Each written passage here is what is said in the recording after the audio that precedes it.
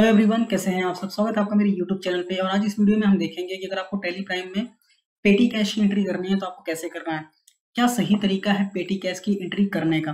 पेटी कैश वो expenses basically record करने के लिए एक अलग से कैश निकाला जाता है जो रूटीन डेली रूटीन के जो खर्चे होते हैं, जो स्मॉल खर्चे होते हैं, उसके लिए पेटी कैश बनाया जाता है।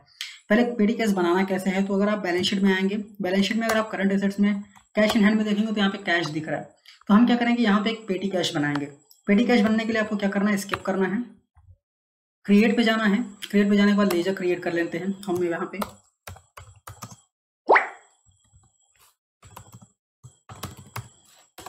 इसको आप चाहें तो कैश में डालें, कोई दिक्कत नहीं है। यहाँ पे कैश में डाल दिया मैंने और कंट्रोल ए करके सेव कर दिया।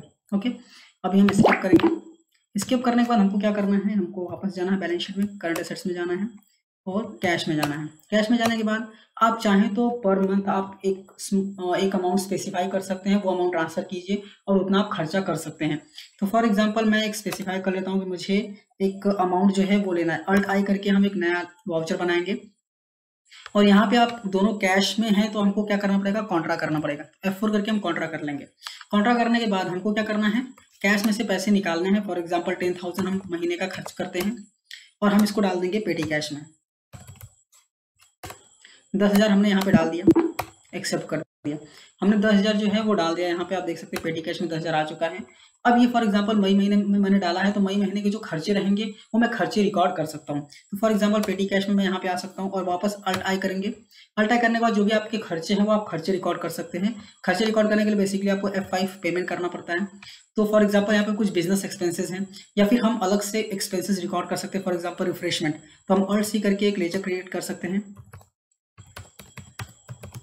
रिफ्रेशमेंट एक्सपेंसेस, जो बेसिकली चाय नाश्ता होता है।